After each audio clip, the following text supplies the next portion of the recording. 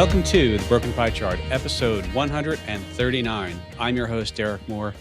And today, we're going to be talking a little bit more about inflation. And the reason why I'm going to be talking about is there's been a lot of, I don't want to call it misinformation, but misunderstanding about what happens when, let's say, higher inflation recedes. And I think it's worth talking about, and I think it's somewhat important. Also in the news with inflation this week, Twitter founder Jack Dorsey, I think is he the founder of Square? If he wasn't the founder of Square, he certainly is, wasn't he like dual CEO? Anyway, it doesn't matter. So he said that hyperinflation is coming, and hyperinflation is coming not only to some parts of the world, but it's also coming to places like the U.S., and I assume he meant Europe. And I believe, his take is, well, that means crypto. I think that's what it said in the article, so don't quote me on that directly. But so let's talk a little more about hyperinflation and maybe some of the regimes that we saw hyperinflation in. And then finally, the GDP Now forecast. I want to talk about this. So I follow the Atlanta Fed GDP model. It is a nowcast, which means every bit of data that comes in, they forecast it, and it gets more and more accurate the closest it comes to the actual release of GDP. We have a release of GDP out next week, or next week or the following week. No, should be next week. So I want to talk about that. And since we have no advertisers by choice, let's just get to it. The first thing I want to really get around is this idea about inflation, and what no one is really talking about, and it's not that they don't understand it, it's just I keep hearing that, when will prices go back down, or when inflation normalizes, we'll have a rescission in prices. But here's the thing, except for periods where we have deflation. So inflation is when prices rise. And prices, when we say prices, we mean the CPI, the Consumer Price Index, which is a basket of goods. Think of it like a shopping cart or one of those handheld baskets you carry around the store. And imagine going around the store and you put a car in there, you put some cheese in there, some soup, steak, fish, and a cell phone. And it kind of sounds ridiculous, right? But you put all those things in the basket, and then they weight the basket. Not like how much does it weigh, just obviously, people aren't spending 70% of their budgets on soup, at least not most people, but they sort of weight those items based upon household expenditures. And there's a whole methodology to that sort of informs that. In fact, I think next year, I mentioned this on a podcast a few weeks ago, they're going to be changing the weights to, I believe it's a 2019-2020 consumer expenditure data. But the CPI, and we say inflation, and we talk about prices, we say all of this stuff, is it going up or down? And so that's measured, and there's a couple ways they do it. One is they look at just raw price changes. I mean, what did it cost last year? What does it cost this year? Not all of these, but some items have what's called a hedonic adjustment. Hedonic adjustments are where they look at quality, they look at improvements. So I think cell phones are one of the things they hedonically adjust. So last year's iPhone, if it was $1,000, this year's is $1,200. You say, well, it went up 20%. Yes, but what if it's faster, has more features, better camera, better chip, longer battery life? All of those things are sort of taken into account. And so even though price goes up, for some items, not all, but for some, they are hedonically adjusted. And so when we say the rate of inflation, we're saying, what was the basket last quarter? What was it last month? And then what's it this month? When the data gets released, you see month over month, meaning we are in October now.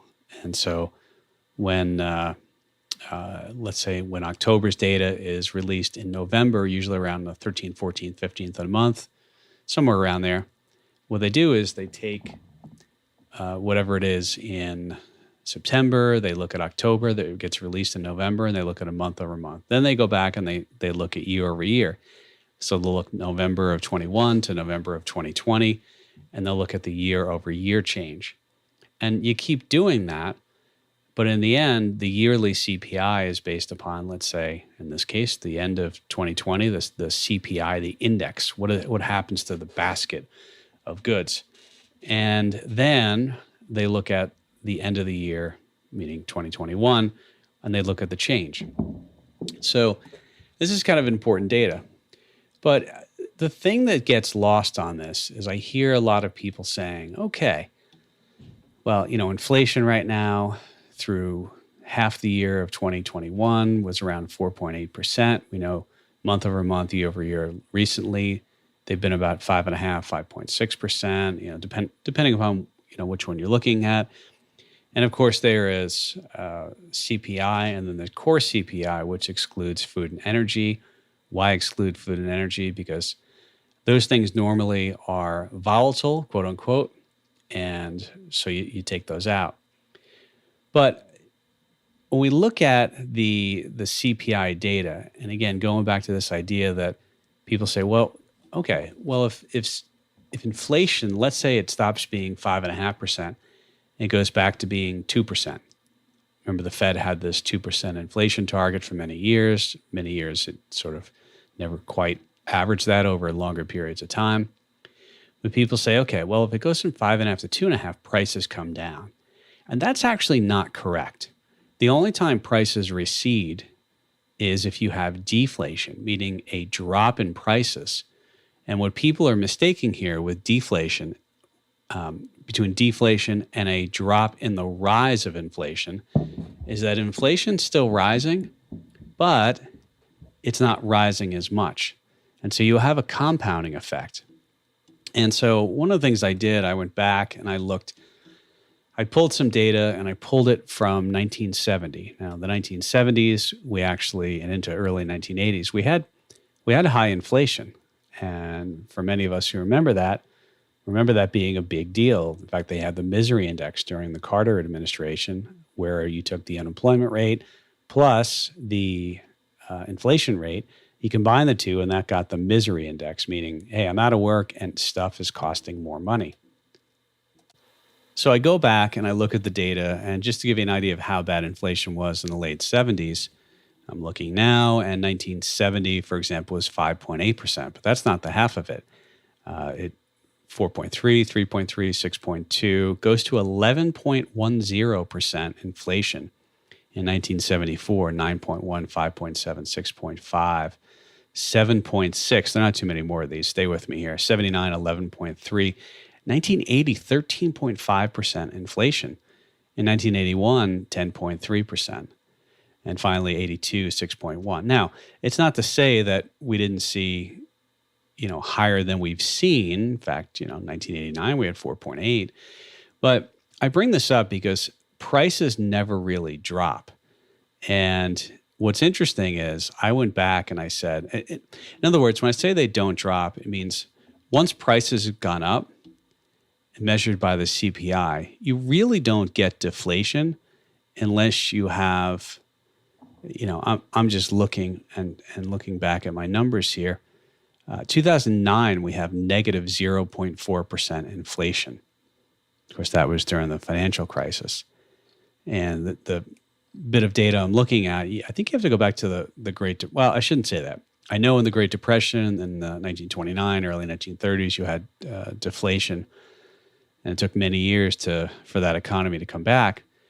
But deflation over a full year is pretty rare. And in fact, I've just told you since 1970, which surprisingly is now, what is that, 34? That's 51 years of data. Of course, we haven't closed out 2021 yet.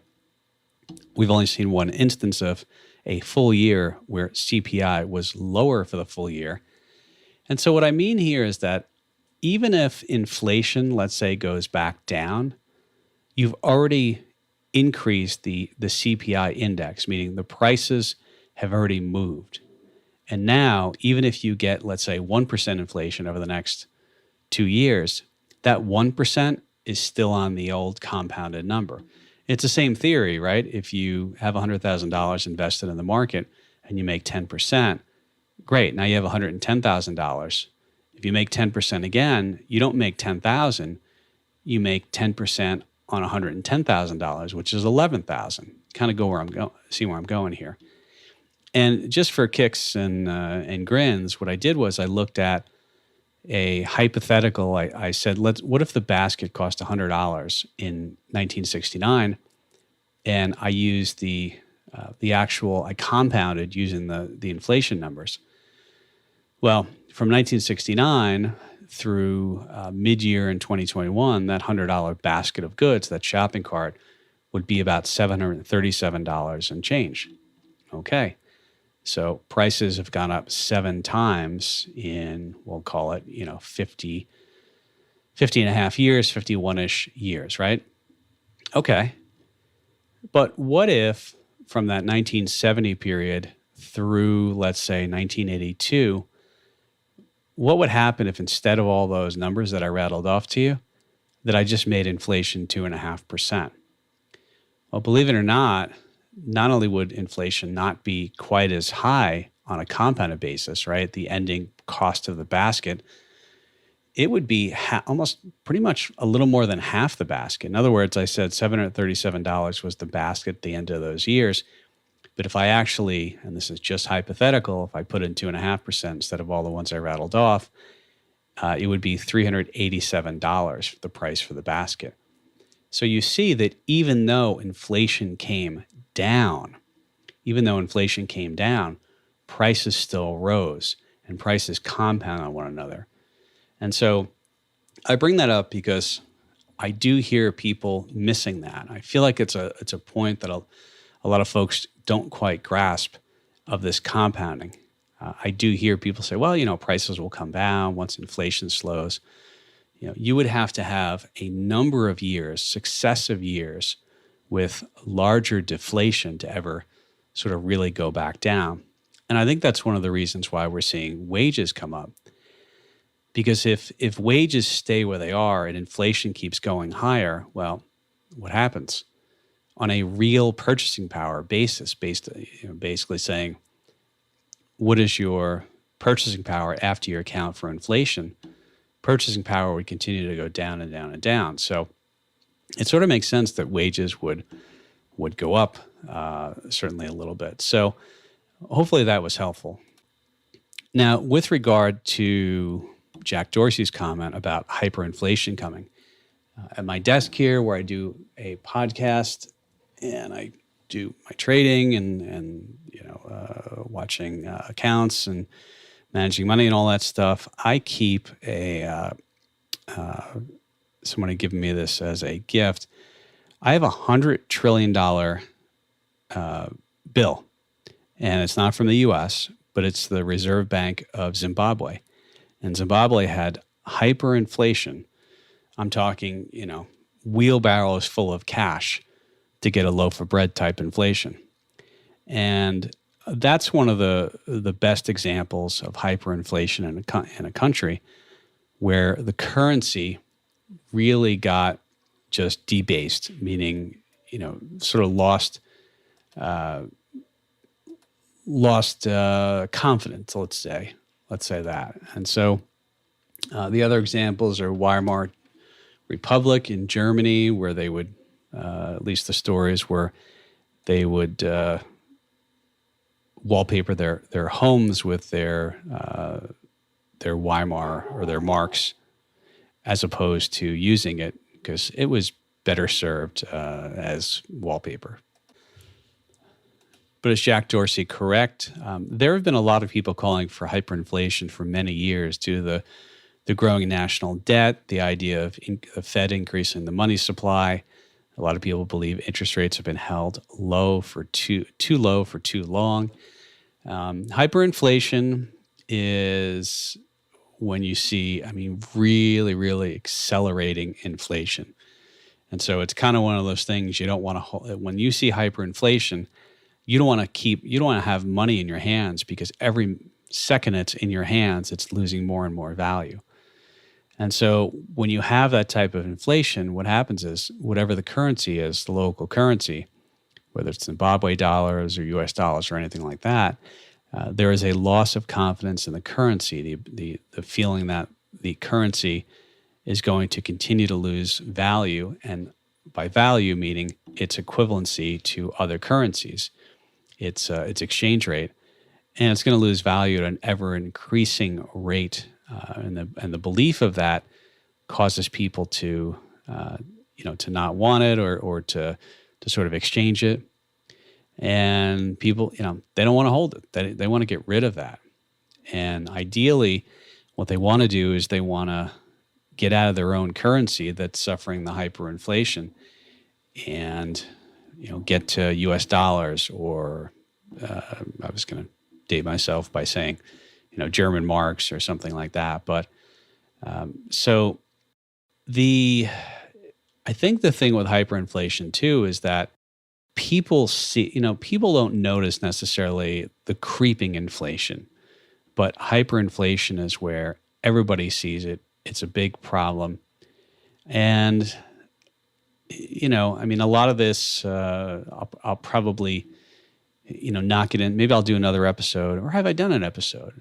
If I've done an episode, I'll link to it. But I think that maybe I'll hold off and really getting into hyperinflation, because it's a fascinating subject, and the causes of it and what you do. Typically, I think was it Chile? They had inflation. I believe it was Chile, and really you have to form what they call as a currency board, and they try and fix an exchange rate of one currency into something like US dollars and guarantee the exchange rate. So there's a lot to talk about there, but I want to move on for now.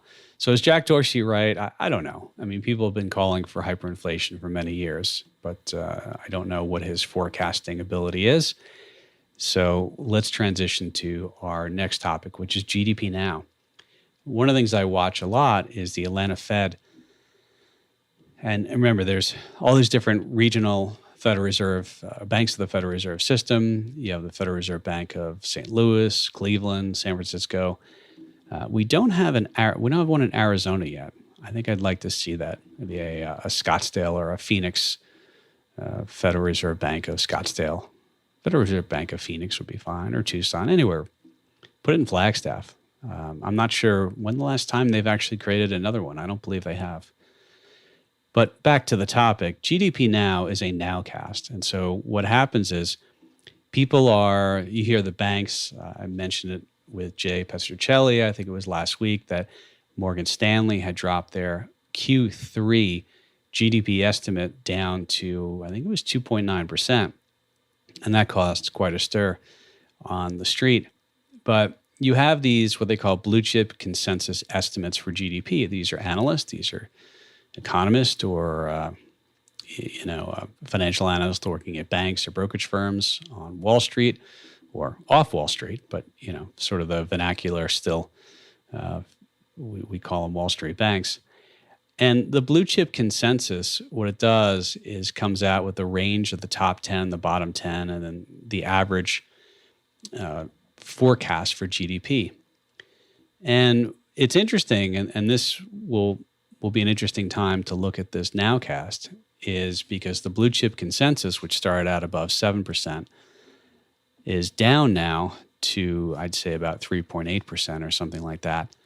But at the same time, the Atlanta Fed nowcast hit a low of 0.5% for nowcasted GDP growth of 0.5% in Q3 of 21.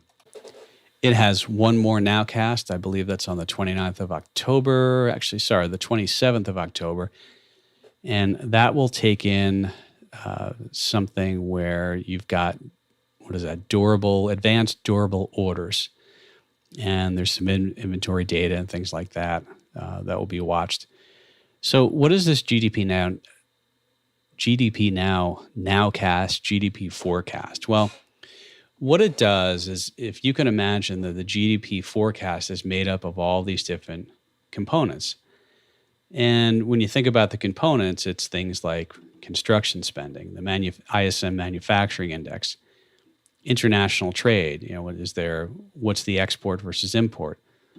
We have been a net importing country. And so GDP is, government spending goes in there.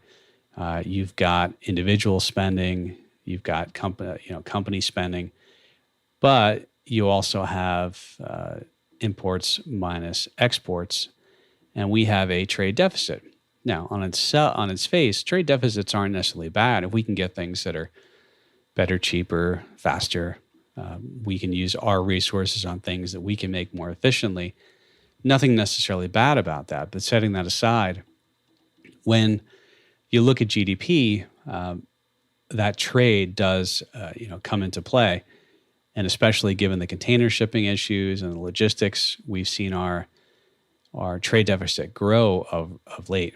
But then we have things like the employment situation, housing starts, personal income, any number of these things. What happens is they start out with their nowcast for a quarter, and they start out with whatever data gets released. So imagine you have one piece of the puzzle, and then you update your nowcast, and then you get another piece of the puzzle, and you update that nowcast.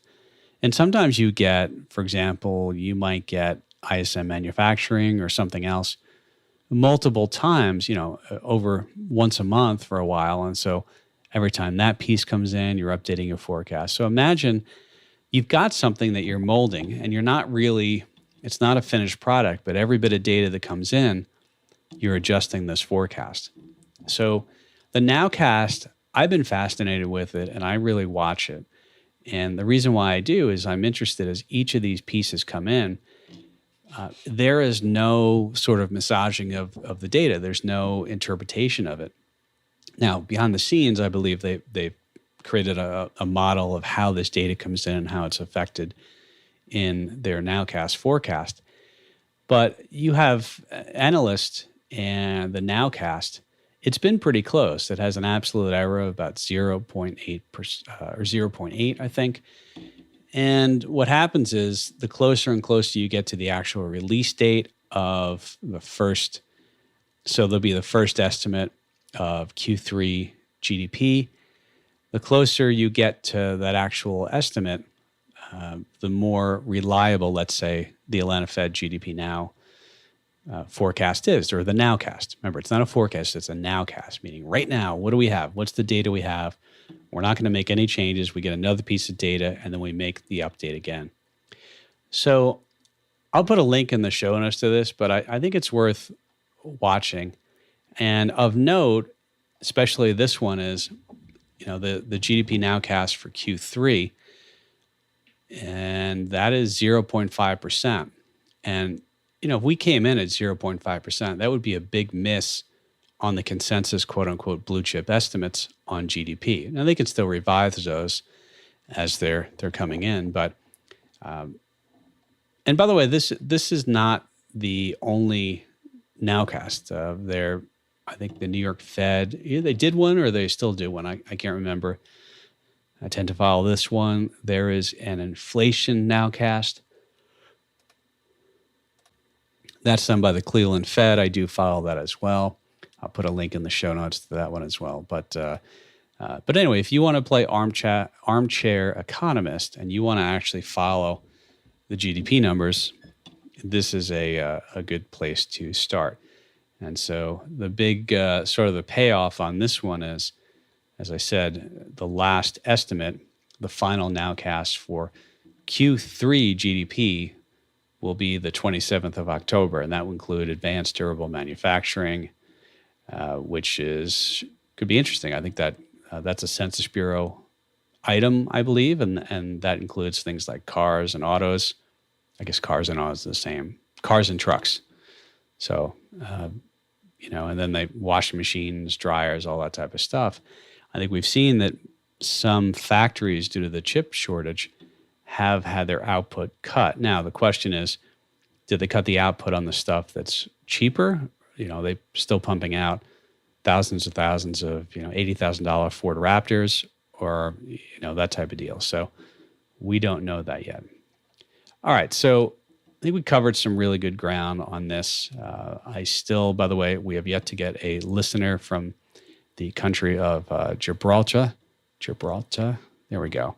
As I said, if you're a listener from Gibraltar, not just putting your IP there, I will sign a book and send it out.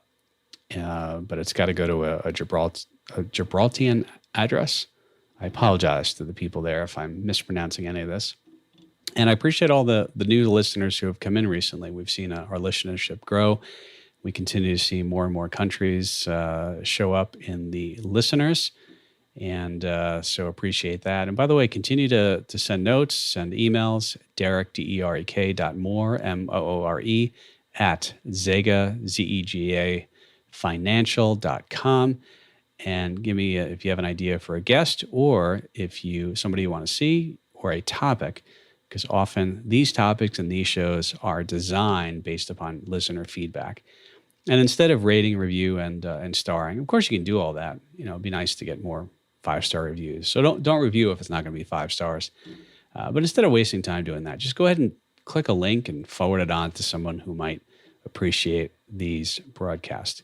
We'll be back next week, most likely with my semi-permanent co-host, Jay Pestrocelli, or maybe another guest. We've got a couple guests who I'm working on and talking with about joining the program. And so look for those in the future as well. All right, everyone. Hope you have a good week. And we'll talk to you soon.